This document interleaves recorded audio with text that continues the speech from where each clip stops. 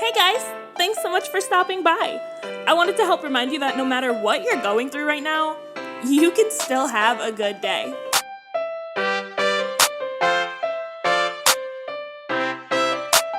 Hello everyone and welcome back to another episode of It's a Good Day podcast. I'm so excited that you guys are here with me this week. We have such a special episode today, but before I hop into that, I want to step back into last episode if you haven't seen it yet. It's such a good episode. I'm talking about what I've learned as a military wife, as a new military wife, and I'm still learning things, but no, I can't even confidently say that I've gotten the hang of some things, but I have gotten the hang of a little bit. So if you are experiencing the same thing, if you are a new military wife, or if you're newer and you're still getting the hang of things, I want to hear all about it. Tell me about your experiences, what you're doing, maybe even where you are. We might be in the same place. And I want to be able to relate to that community as well, because, you know, you're not alone if you're going through that. And I am so lucky to have some people around me here that have been so open and ready to talk to me and answer my questions, and I want to be able to do the same for anyone else that is experiencing that and doesn't really have the opportunity to talk to others.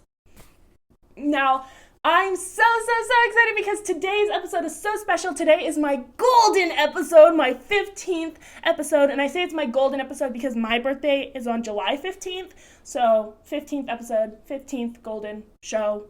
Whatever. It's just so special. It's so exciting, and it's so exciting because I have my very first guest with me today. This person means the world to me. This person is so special to me. She's kind, and she's hard. She's my sister, and I wouldn't be able to have gotten through a lot of things without her, and that's why I wanted her on this episode today, because she has gone through so many trials and tribulations, and she is where she is now. She's succeeding. She's doing great. And, you know, before I invited anyone on the show, I sat down and I wrote something.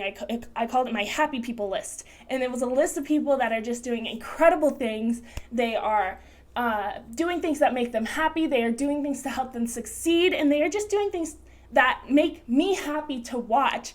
And so this first person, my first official guest on It's a Good Day podcast, is Miss Jada Griffin. Hi, Jada. Hi. How are you? I'm so good. How are you, ma'am?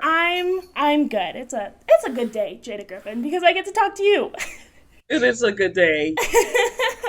And that makes everything so much better. So I wanted to ask you onto my podcast because you have just been doing so many things from high school to now that I've known you. And so that's where we met. We met in high school.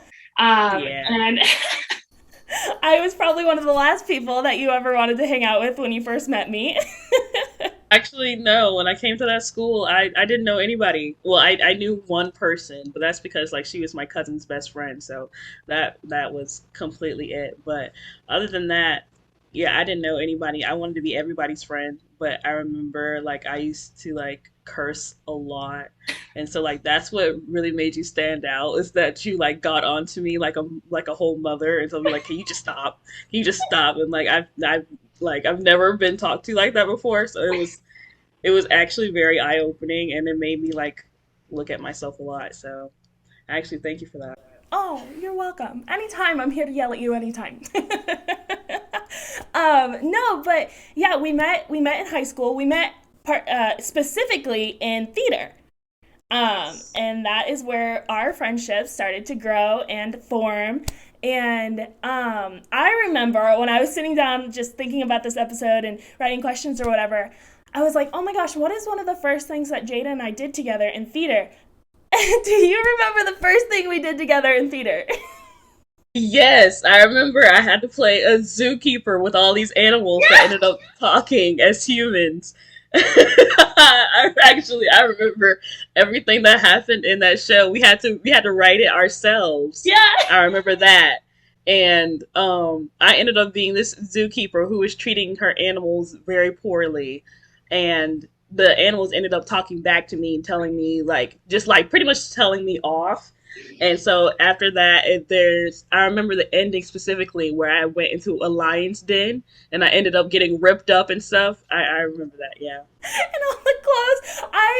I was so embarrassed when I sat down. I actually still have the script in I was gonna bring it out and show it to you, but I think it gave me like PTSD or something. Still have that I script. still have the girl because I wrote it. It was me. I wrote it and I directed it. That was like my first show that I did. And I gave myself the character of the monkey that flung poop. Yeah. Oh, that was so fun. That was so fun. So, anyways, that was the very first show that we connected and met and just started to love each other on. And I think looking back now, that was probably my chance to take a step back from theater and realize, well, that's not probably where I should go. But you, on the other hand, you went into theater and you took off. Like, that was your niche. That was like what you were good. I mean, you're good at a lot of things, but like that was your thing. Like, that's where you wanted to be. That's what you wanted to do.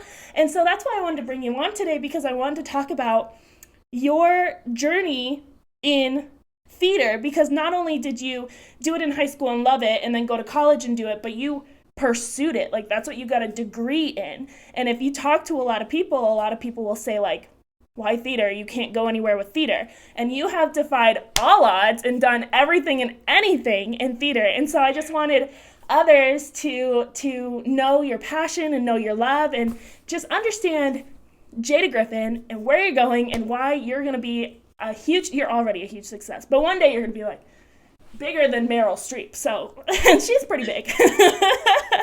Really? That's going to be a high hurdle to jump. Yeah. You can do it. You can do it. So, let's talk about going to college. So you went to Polk State for a little bit. We went to Polk State for a little bit, and you really pursued and jumped into the theater program there. How many years were you in that program? In Polk State, I was only there for a year before I moved to to USF. Yeah. Right. Okay. And so I know that your journey getting to USF, which is the University of South Florida. Yeah. I got like Florida Southern and everything else in my head. University of South Florida. I know you getting there was not necessarily an easy road. Tell me about that process of going from Polk State to USF. Oh gosh. Well, before I even went to Polk State, I took a year off from school because mainly because of I have an anxiety disorder. So with that, I always stressed myself out thinking I needed to be perfect and everything because my life at home was really horrible, which is what made me get into theater in the first place. Like, that gave me an outlet to be like not only myself but actually be someone else and forget everything at home. So it was school and theater that got me into all that, but because I absolutely had to have the best of grades and everything, I ended up stressing myself out a lot. So I knew I needed to take a break. So I ended up taking that year off, and then I came back to school in 2020, going into 2018. Yes, going into 2018. And so I ended up moving with my aunt at that time, which I love my aunt, but It's okay. It's okay. We love family. Family can just be a lot sometimes. my family would like, oof, like it was a lot being there. So I mostly just like took on all the classes that I could, which was like I took on like 5, 6 classes at that time, just so I could stay at school. But I did end up getting back into theater, which I missed so much, and I didn't realize how much until I went to an audition that was literally the week after school had started, and so I was pretty much known as the girl with blue hair. At that time, I had turquoise highlights in my hair. Girl, and you rocked them too. Yeah, and I just went to an audition. I remember it's a play called Lend Me a Tenor. And so I auditioned for the role of Julia, who she is the opera manager. Um and so like they recognized me because I ended up hitting on the guy that was the famous opera singer that's in the show. And so like I did like this really I just did like this really surprising thing. Well, I ended up putting my leg over his and just like flirting with him and everything, and nobody else did that when they auditioned for that part. So I guess that's what made me stand out because that's exactly what the director told me when we came to our first set of rehearsals. Um, so apparently it's basically about just like making yourself stick out. But like with all of that, um, I fell back in love with theater almost. Well, not even almost immediately. I fell back in love with theater immediately. It was like I never left. So I ended up doing all of that, and then I ended up getting accepted into USF. So I had to move after that first year um, because things were so bad at home. Like I just could not deal with any of that anymore. So I ended up moving and I ended up living on campus at USF. And then I got into that theater program, which changed my life pretty much. So yeah. Why does it not surprise me that your door into it was throwing your leg over someone? Like that doesn't surprise me at all. Like I've never heard that story. I didn't know that was how she got in. But that like knowing her from school and everything, yeah, that makes sense. Yeah, like I'm just known to do like the most spontaneous things. Like once I Obnoxious, get into yes. that yes, once I get into that character, like once I think that that's what the character is about, because I've never even seen the script before that. So like we were really just doing a cold read, and so I ended up just like throwing my leg over him, just like putting my boobs in his face and everything, and they loved it. If Jada Griffin wants to be seen, Jada Griffin is going to be seen. I may not get the part, but you're going to remember me. You will know who I am. Oh, I love that. I love that. And going taking this path and choosing theater to go into, and not only to do it as a for something for fun, but to major in it and to make a career out of it. There had to have been actually, I know there has been people that have told you like you can't do it, like you're not gonna get there, that's not gonna happen. um how did you in those situations, how did you initially react, and what did you do really to get past all the negativity and all that just garbage that you don't even need to listen to? Well, it was mainly it wasn't them telling me that they didn't say it specifically that I couldn't do it. It was the fact that I was making all these good grades and everything. They were thinking I'm so smart and stuff. Generally people will be like, usually with black families, they'd be like, oh, you're going to be a doctor, a nurse, or like a lawyer or something. I wasn't thinking about any of that. I wanted to be in theater. So when I would tell them, like, they would ask me what I'm majoring in college, and I would say theater. Like, they would all of a sudden make this little face, like, oh, that's nice. And, like, I would just be thinking in the back of my head, like, yeah, it is nice. Okay, so what? And so like, oh, so what do you plan on doing with that? I'm majoring in theater. What do you think I'm gonna do? So like, it was like it would annoy me a lot.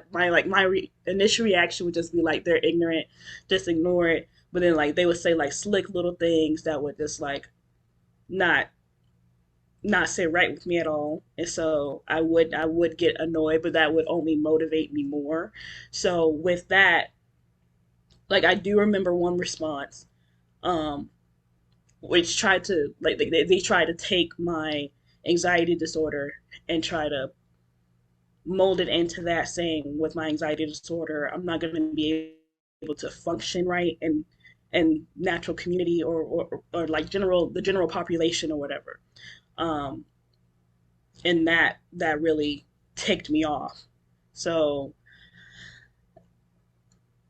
I did cry a little bit because I'm really sensitive. But after that, it did motivate me to push myself more. And like I remember that year, I ended up getting that elite part in one of the plays at USF. Um, like I just pushed myself to exercise, to eat right. I prayed a lot. Amen, sister, as you should.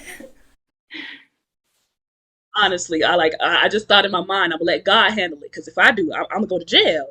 So I put it in God's hands, and I just kept doing what I was supposed to do. So yeah, and another motivation of mine is my siblings. I'm the oldest of six, so if I always felt like if I fail, then what do they have to live up to? Right. Like I don't want them to be in my shadow. I want them to see me as an inspiration. Right. So, not only did you go to USF, which is already like a big, like when you think about going to college, that's one of the big colleges you think about going to. But you chose to major in what exactly? Theater performance. Theater performance. Okay. And did you have any minors? No. I mean, you don't have time for minors when all you're doing is theater because it's a lot of work. I remember talking to you sometimes through college, and you'd be like, "Oh, I have this audition, or I have to go set up, put a setup, or I have to go do this, or I have to go do fit changes or fit whatever." I don't even remember. I haven't been in theater in so long. But you were just so busy. So not only did you go to USF, but you chose to major in theater, which was one of probably, some people might argue, but like if you haven't taken theater, you don't know. Probably one of the hardest majors that you can put yourself into, because not only is it physically draining, but it's mentally draining, it's emotionally draining. Like it's a lot of work. So, what are some hardships that you have experienced in the theater that others might not understand because it's theater? Okay, so there's actually a lot that people really don't realize, especially with with college classes. A lot of my theater classes would be in the morning. So imagine waking up at 8 o'clock in the morning, having to do like this really dramatic monologue or song out of completely nowhere. Like you're just like you're just now waking up, and you have to be this emotional and like get your head ready for that. And a lot of the stuff that we did had to do with like a lot of trigger warnings with rape or like teen pregnancy or something like that, or like racial encounters. Like so imagine waking up so early in the morning having to deal with such circumstances, having to get your head into that space.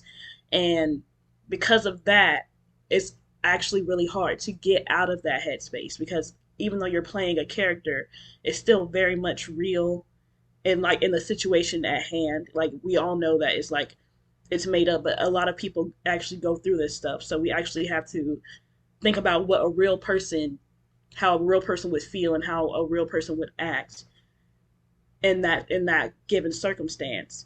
So it's very much emotionally draining more than anything. But with my dramatic self, like I just and like I'm not bragging at all. It's just like I have a lot of experience in a lot of crazy situations, and so I'm able to bring all of that into my work, which makes it so much better.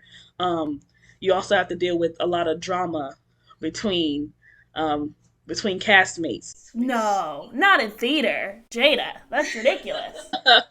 When you put all of these theater types together, it's it's a lot of headbutting.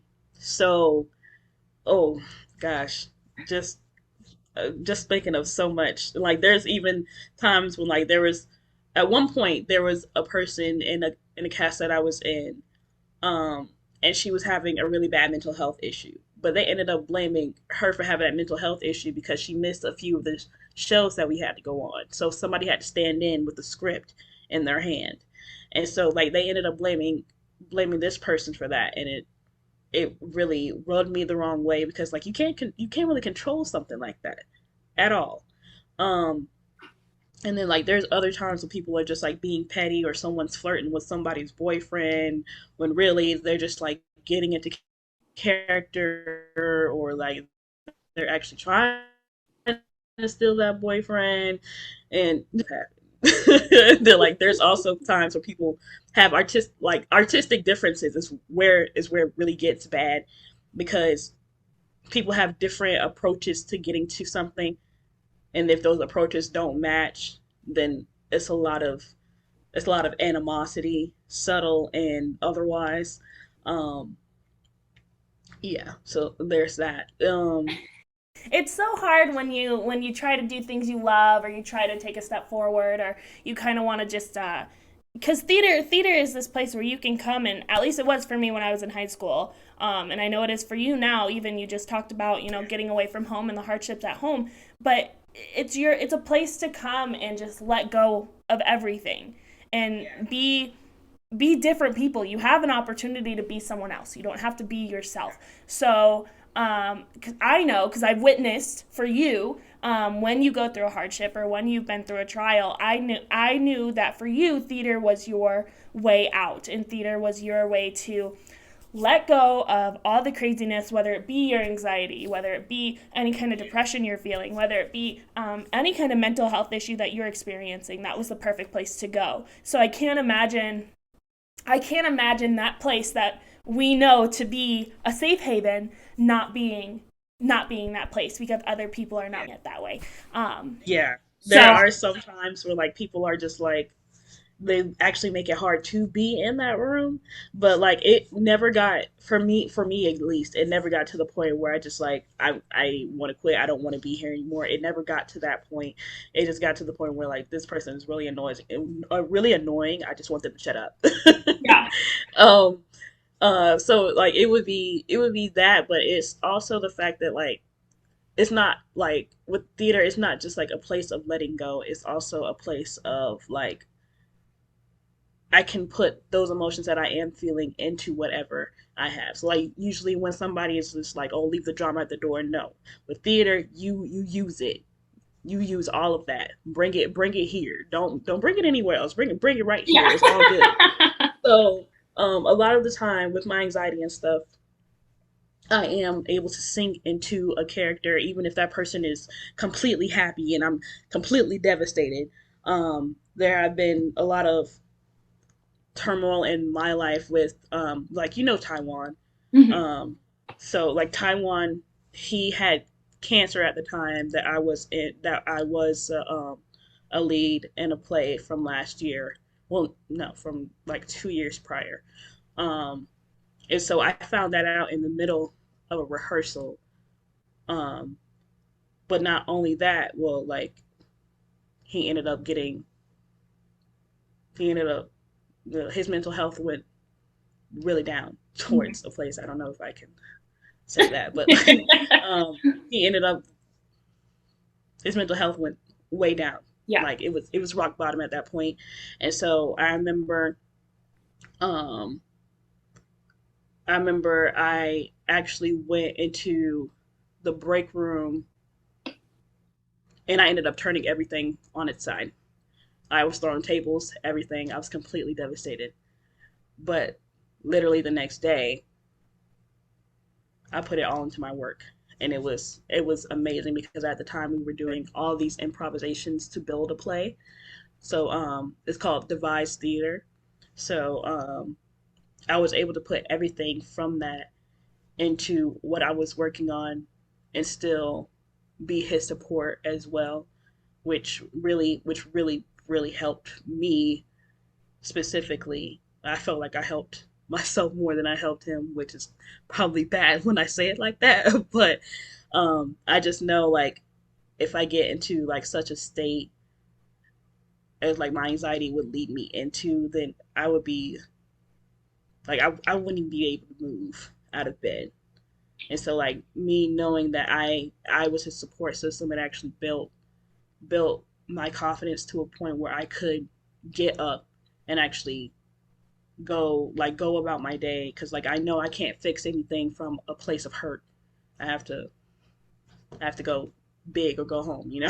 yeah. And how lucky you are to be able to have a job, because that's essentially what this is, a job where you can bring your drama through the door and you can use it and you can utilize that and make your work better. And like, I mean, if you think about it, it's kind of not a great thing because like, oh, your anger got you noticed, but like at the end of the day, I'm doing what I love, so who cares? Exactly, So other people might not exactly. see it that way, but like I understand where you're coming from. Where I think that's awesome because we're always taught to leave our drama at the door, and you have the opportunity to use your drama to make yourself better and to make your job better.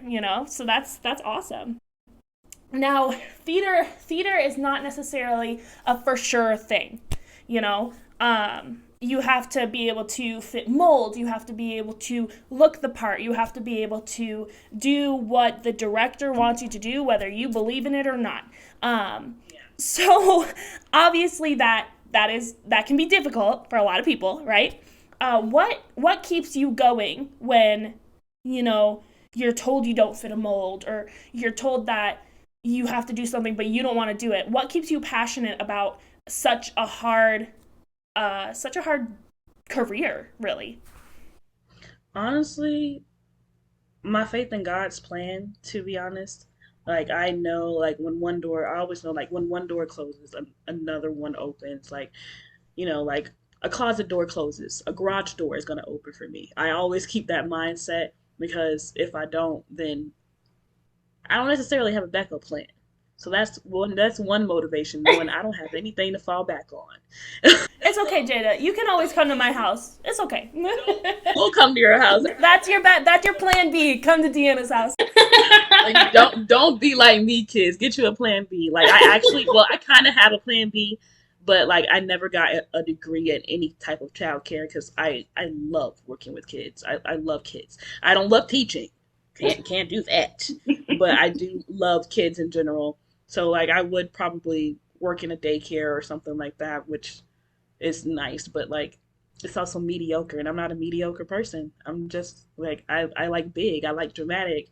Um and it's also like another motivation of mine is my siblings. They are my initial motivation for everything since like I'm the oldest of six. So I know that they all look up to me. They all hope that I'm doing good and like I'm in a good mental state. And the eldest brother, he does check on me a lot, make sure I'm good, and like it dealing with theater, it actually helps me to like function in normal society, even though the circumstances in theater, just like like dribble a ball with your nose or something like that. So, um, it's like even those circumstances would have me thinking creatively and always outside of the box. Um, what's another motivation? Hmm. Well, I so actually just like to make people feel good. That's like I love doing that. I love making people smile. When I make other people smile and laugh, it makes me feel so warm inside. mhm. So even if I do make them cry or anything, I at least make them feel something. Yeah.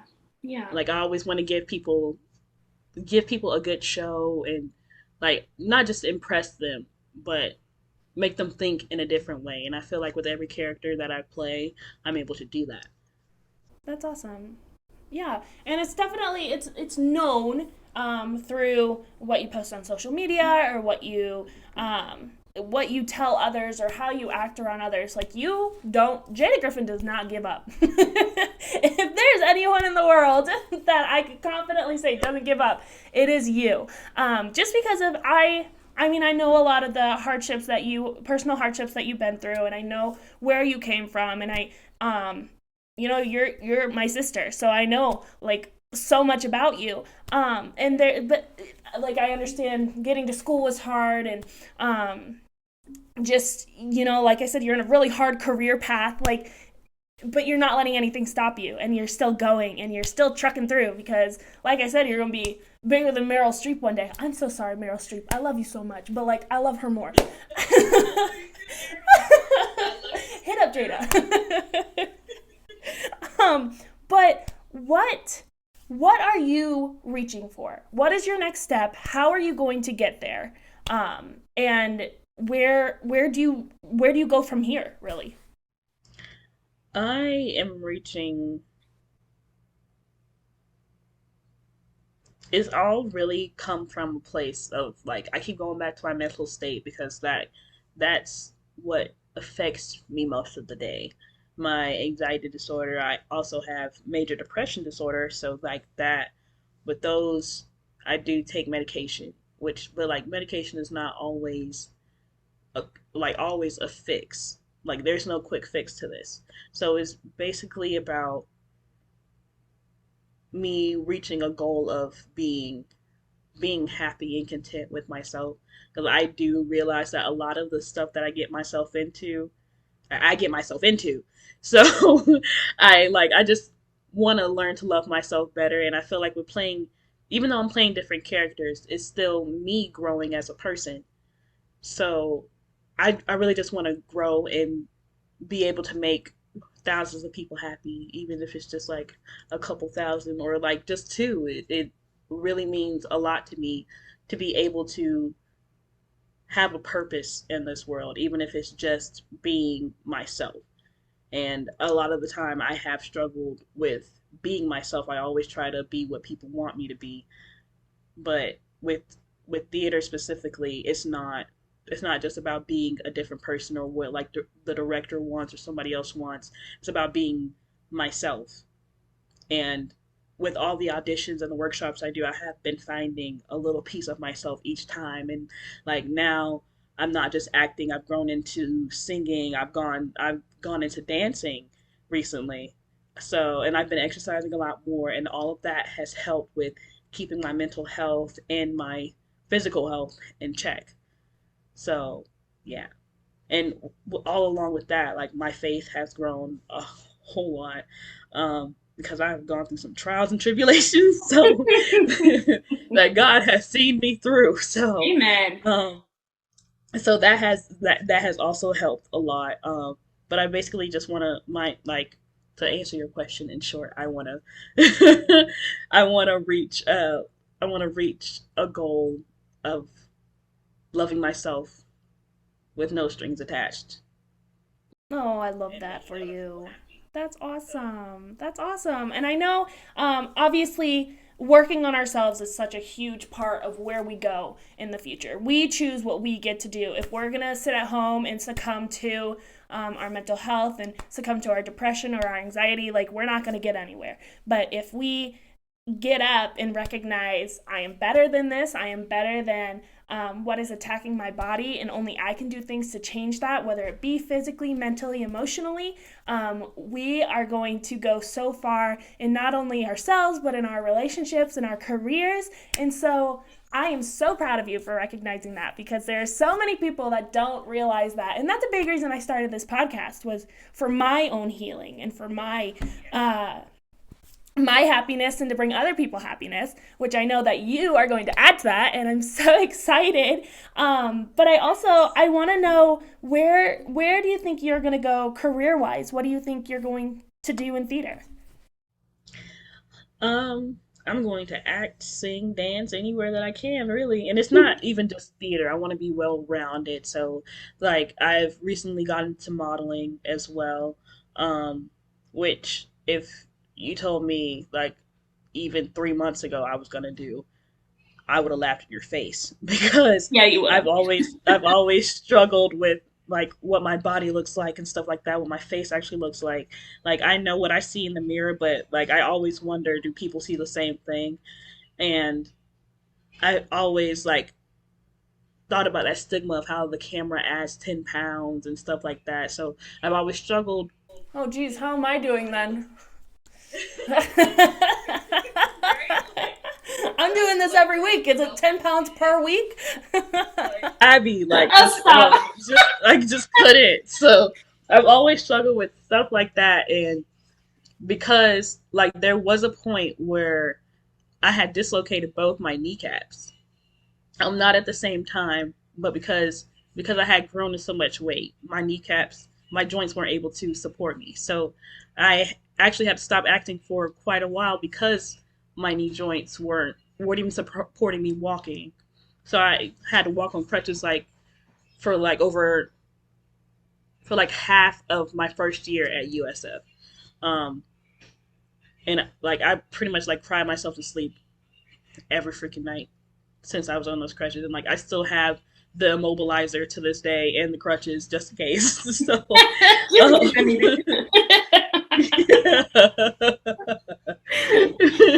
Oh, wow. You do not let anything get in your way. I love that. I didn't even know you were on crutches, Jada Griffin. What the heck? Girl, I didn't want anybody to know. It was so embarrassing. Like, imagine, like, because USF, I was on the main campus, and the main campus is huge. Like, I'm so glad that they have buses that can get you around campus, because if it wasn't for that, I would have been walking on those crutches everywhere. And my classes, where I was staying on campus, my classes were over half a mile away. Well, at least you know now that if you ever have to play a character that's injured, you could easily do it on a pair of I crutches. can easily do it. Crutches, wheelchair, I can do it all. Oh, I love that. Real life experience onto the stage. I love that. I love that. All right, Jada Griffin, this is the last question I have for you. What is making today a good day for you? Besides seeing your face. Oh.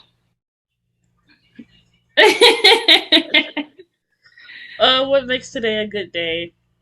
I am able to get up and breathe and enjoy the sunlight, because with Florida, sunlight only lasts a couple minutes before it's raining.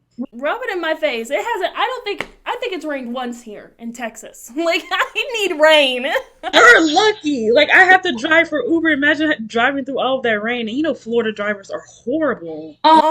Girl, hold on. Let's pause and talk about that for a second. So, in Florida, when you get onto I-4, it's everyone against everyone. Like, if he's going 80, I'm going 90. Like, that's just how it is. So when I lived in Iowa, I was so livid because every little road, whether it be a highway or an interstate or in the middle of nowhere, was like 30 to 45. That's it. Because everyone and their mother, yeah, see that face, everyone? Did you see it? Please. And y'all thought I was crazy. No. And so when we moved here to Texas, all their roads are 75, 80. 75, 80. I was like, I'm in heaven. This is what it should be all the time. You do not want to drive on those roads. Oh my gosh. Those highways are out of this world. Like, I thought I-4 was bad. Houston is I-4 times like 30.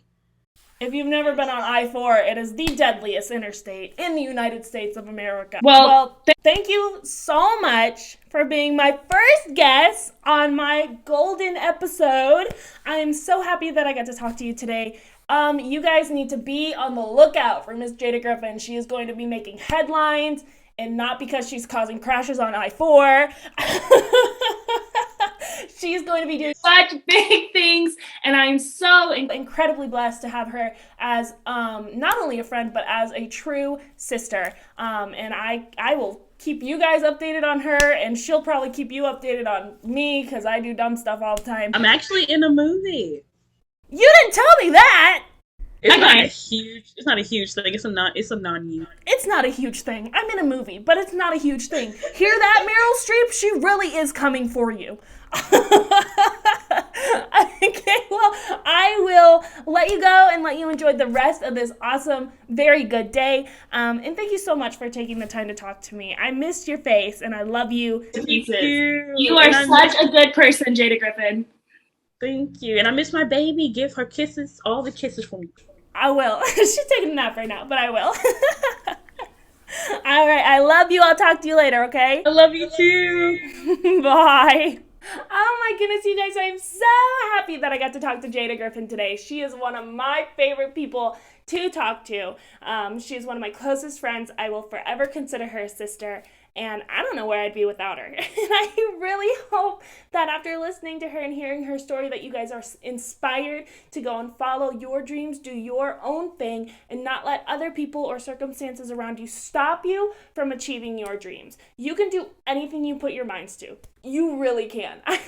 I know a couple things that we can take away from this episode is, like I said, don't let other people get in the way of your hopes and your dreams. There are going to be people with opinions, people with thoughts, people that are going to try and just push you down and tell you can't do things. And that's simply not true. If you have a dream and a drive and you know that this is what you want to do and this is when you're going to do it, like, you keep working towards it and you put your blood, sweat, and tears into it until you truly achieve it, because you are the only person that can get you there. You are going to have family and friends pushing you along the way and just cheering you on along the way, but like, you make the steps, you make the choices, and only you can get yourself there. Also, remember to stay positive in the negative times. Just remember, like, to keep telling yourself that you can do it. I like to wake up every day and tell myself a couple positive affirmations. You know, I am beautiful, I am smart, I am strong, I am capable. And I like to remind myself that every day. I am a strong believer in positive affirmations. I think that they are a huge part of my day. They help me get in the right mindset. They help me remember where I am, what I'm doing, why I'm doing it. And God has given us the free will, the choice to choose if we're going to be positive or negative, if we're going to be happy or sad, if we're going to let the bad days affect us. And I think that it's so important to remember, to find the good. It's a good day, y'all. Like, that's why I named this podcast that, is to just remember to find the good in the bad. So let's talk about 3 good things happening in my life. First, I got to talk to Jada Griffin. That's huge. Second, my daughter is speaking in sentences more and more every day. And not only sentences, but she's starting to question me, which is a little strange. She'll ask me why a lot when I tell her to do something, and I'm not sure I'm ready for that stage. But it's just so fun watching her grow and speak and just get bigger on me. Oh my goodness. It's just so much fun. And then finally, we have met neighbors. Not just random people at the playground or at the splash pad. Like, we have met some of our neighbors, and that's been super fun because some of our neighbors have children Amelia's age. So they've actually been able to get together, play together, swim together, and that's been huge. I've been praying for just one friend to talk to text, to call, to get close to. And I don't think I found that person yet, but I do know that I'm a day closer to finding that person, and I'm just praying extra hard for that. So this is a good step because I'm getting out of my comfort zone and talking to other people and just being the outgoing person I used to be. I'm getting there again. So those are 3 awesome things happening in my life. You guys, thank you so much for spending the time with me this week to just listen to me and my friend, to listen to such encouraging words and stories. And I hope that you are encouraged this week with what you were able to listen and experience with me today. Have a great week, you guys. Remember to find those 3 good things happening every day in your life. And remember to smile because it is a very good day. Bye, guys.